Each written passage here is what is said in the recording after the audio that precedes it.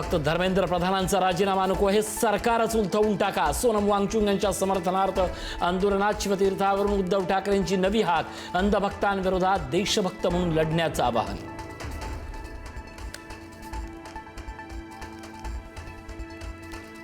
सोनम वांगचुक यांची प्रकृती स्थिर. वांगचुक यांच्यावर सफदरजंग रुग्णालयातच होणार उपचार. दुसऱ्या रुग्णालयात नेण्याची मागणी कोर्टाकडून अमान्य.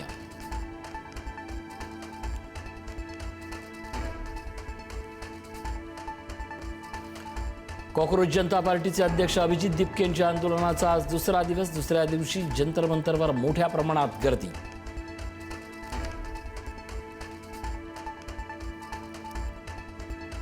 पुण्यात सोनम वांगचुक यांच्या समर्थनार्थ विद्यार्थ्यांचं आंदोलन. आम आदमी पक्ष आणि इतर संघटनांचा या आंदोलनात समावेश. पुणे पोलिसांकडून आयोजक आणि कार्यकर्त्यांची धरपकड.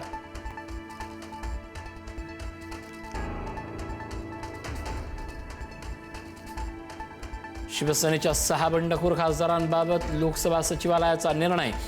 6 खासदारांच्या शिवसेनेतील विलिनीकरणाला लोकसभा अध्यक्षांची मंजुरी. शिंदेंच्या शिवसेनेचे लोकसभेत आता 13 खासदार.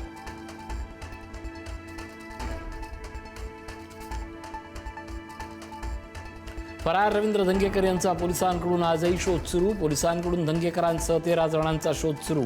बिल्डर आत्महत्या प्रकरणात धंगेकरांसह पत्नीवर गुन्हा दाखल. शोधासाठी पुणे पोलिसांची 2 पथकं रवाना.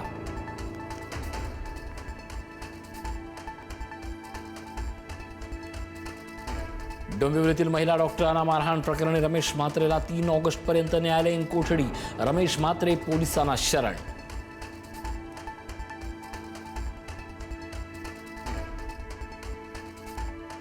गोंदू खरातवर ईडीचं 3000 पानांचं आरोपपत्र. 42 कोटी 88 लाख रुपयाच्या मनी लॉन्ड्रिंगचा आरोप. आरोपपत्रात खरातच्या पत्नीसह 3घांचा समावेश.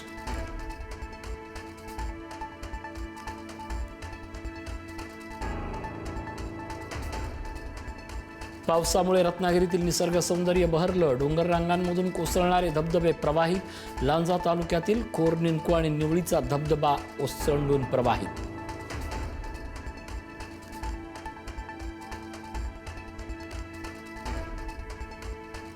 खेड तालुक्यात मुसळधार पाऊस. जगबुडीनं नदीनं ओलांडली धोक्याची पातळी. शिरवली धरण 100% भरलं. धरण क्षेत्रात मुसळधार पाऊस. मटण मार्केट परिसरात शिरलं पाणी.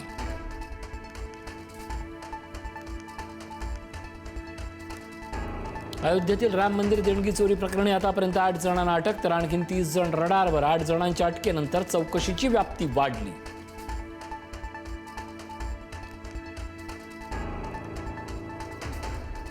सोमवारपासून संसदेचं पावसाळी अधिवेशन. पावसाळी अधिवेशनापूर्वी सर्वपक्षीय बैठक. संसदेच्या कामकाजासाठी सहकार्याचं सरकारकडून आवाहन.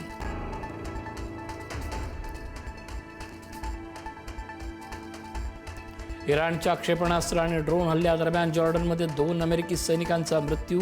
4 सैनिक जखमी तर 1 सैनिक अद्याप बेपत्ता. युद्धात मृत्युमुखी पडलेल्या अमेरिकन सैनिकांची संख्या 16वर.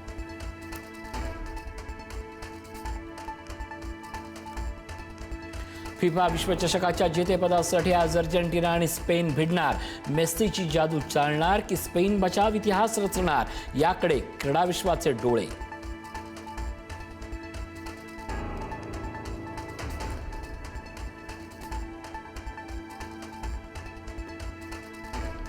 फिफा विश्वचषकाच्या पार्श्वभूमीवर मुंबईसह राज्यातील रेस्टॉरंट, कॅफे पहाटे 4 वाजेपर्यंत राहणार सुरू. फुटबॉल प्रेमींसाठी महाराष्ट्र सरकारची विशेष सवलत.